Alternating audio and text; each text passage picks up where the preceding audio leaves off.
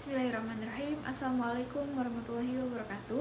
Perkenalkan, nama saya Fania Syahdi Dalimunte dengan NIM 241080200035 dari kelas A Prodi Perbankan Syariah. Kali ini saya akan menjelaskan tentang peradaban Islam masa dinasti Utsmani. Yang pertama ada di latar belakang dan pembentukan dinasti Utsmani. Dinasti Utsmani. Dinasti Utsmani merupakan pemerintahan Islam terbesar dan terlama dalam sejarah. Berkuasa lebih dari 6 abad. Dinasti ini menjadi salah satu dari 3 dinasti besar Islam setelah runtuhnya Abbasiyah, selain Safawi di Persia dan Mughal di India. Ciri khas kebudayaan Utsmani merupakan perpaduan antara unsur Turki, Persia, Bizantium, dan Arab. Para pendiri dinasti Utsmani berasal dari bangsa Turki suku Oghuz yang telah memeluk Islam sejak abad ke-9 atau ke-10. Suku Kayi, bagian dari Oghuz, hijrah ke Anatolia akibat serangan Mongol dan mengabdi kepada dinasti Saljuk. Di bawah pemimpin Ertugrul, mereka membantu Sultan Alauddin II melawan Bizantium. Setelah Ertugrul wafat, kepemimpinan dilanjutkan oleh Utsman bin Ertugrul. Ketika dinasti Saljuk runtuh akibat serangan Mongol pada tahun 1300 Masehi, Utsman menyatakan kemerdekaan dan mendirikan Daulah Utsmani. Selanjutnya ada di pertumbuhan dan perluasan wilayah. Masa awal dinasti Utsmani atau pada tahun 1299 sampai 1402 Masehi ditandai dengan pertumbuhan pesat dan perluasan wilayah, baik di Asia Kecil maupun Eropa. Sultan Utsmani I memulai ekspansi dengan menaklukkan wilayah perbatasan Bizantium dan menjadikan Bursa sebagai ibu kota.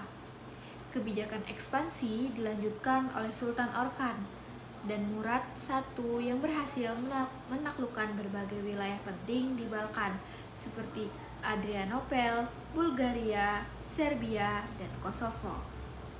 Pada masa Sultan Bayazid I, dinasti Utsmani mengalami kemunduran sementara akibat kekalahan dari Timur Leng di Ankara pada tahun 1402 Masehi. Kekalahan ini menyebabkan perpecahan internal dan lepasnya beberapa wilayah kekuasaan. Namun, setelah wafatnya Timur Leng, dinasti Utsmani bangkit kembali dan memasuki masa transisi hingga berhasil dipersatukan oleh Sultan Muhammad II. Nah, selanjutnya masuk di penjelasan masa kejayaan dinasti Utsmani. Puncak kejayaan dinasti Utsmani terjadi pada masa Sultan Muhammad II Al-Fatih, Sultan Salim I, dan Sultan Sulaiman I Al-Qanuni. Sultan Muhammad II berhasil menaklukkan Konstantinopel pada tahun 1453 Masehi, yang menandai berakhirnya Kekaisaran Romawi Timur dan menjadikan kota tersebut sebagai ibu kota baru Utsmani. Keberhasilan ini didukung oleh perencanaan militer yang matang dan organisasi pertahanan yang kuat. Sultan Salim I melanjutkan ekspansi ke wilayah timur dengan menaklukkan Persia dan Mesir. Penaklukan Mesir pada tahun 1517 Masehi mengakhiri dinasti Mamluk dan mengantarkan dinasti Utsmani sebagai pemegang kekhalifahan Islam.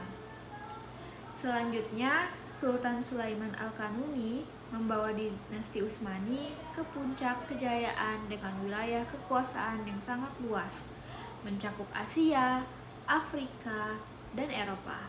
Pada masa ini disusun kitab undang-undang atau kanun yang memperkuat sistem hukum dan pemerintahan. Selanjutnya, kemajuan militer dan administrasi. Kekuatan utama dinasti Utsmani terletak pada organisasi militernya yang disiplin dan terstruktur. Pasukan ini dibagi menjadi tentara Sipahi, Hazeb, dan Janissary atau Inggris Syariah. Pasukan Janissary menjadi tulang punggung militer Utsmani dan beberapa besar dalam dan berperan besar dalam penaklukan wilayah-wilayah non-Muslim. Namun, luasnya wilayah kekuasaan menyebabkan kompleksitas administrasi pemerintahan. Ambisi penguasa yang lebih fokus pada ekspansi militer mengakibatkan lemahnya pengelolaan administrasi dan keuangan negara. Selanjutnya masuk di pembahasan terakhir, yaitu faktor kemunduran dinasti Utsmani. Kemunduran dinasti Utsmani ini terjadi secara bertahap sejak akhir abad ke-16. Beberapa faktor penyebabnya antara lain lemahnya kepemimpinan, gaya hidup mewah para penguasa, serta merosotnya kondisi ekonomi akibat peperangan yang terus-menerus. Selain itu, heterogenitas penduduk di wilayah kekuasaan yang luas tidak diimbangi dengan sistem administrasi yang efektif. Munculnya gerakan nasionalisme di wilayah jajahan serta kemajuan teknologi persenjataan di barat mempercepat kemunduran dinasti Utsmani. Sementara Eropa mengalami kemajuan ilmu pengetahuan dan teknologi, dunia Islam termasuk Utsmani mengalami stagnasi.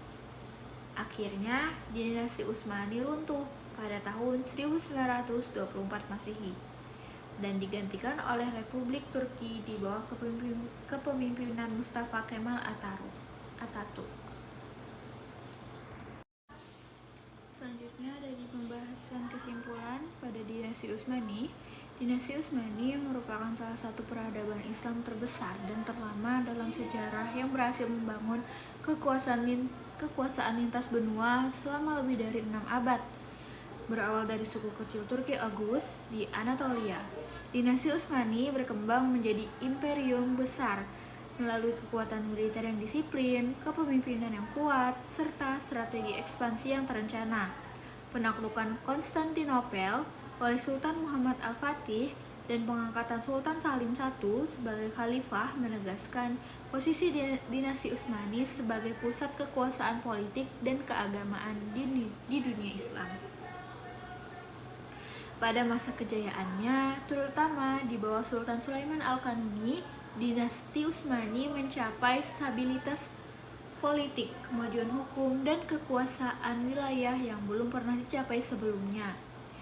Sistem militer dan administrasi yang tertata menjadi fondasi utama kejayaan tersebut.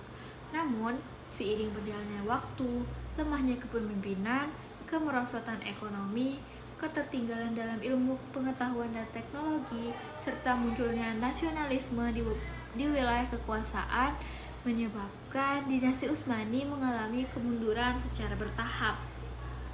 Runtuhnya dinasti Utsmani pada tahun 1924 Masehi menandai berakhirnya sistem kekhalifahan Islam dan lahirnya negara Turki modern. Meskipun demikian, dinasti Utsmani meninggalkan warisan besar dalam bidang pemerintahan, hukum, militer, dan kebudayaan Islam yang pengaruhnya masih terasa hingga saat ini. Baiklah, mungkin hanya itu yang dapat saya sampaikan.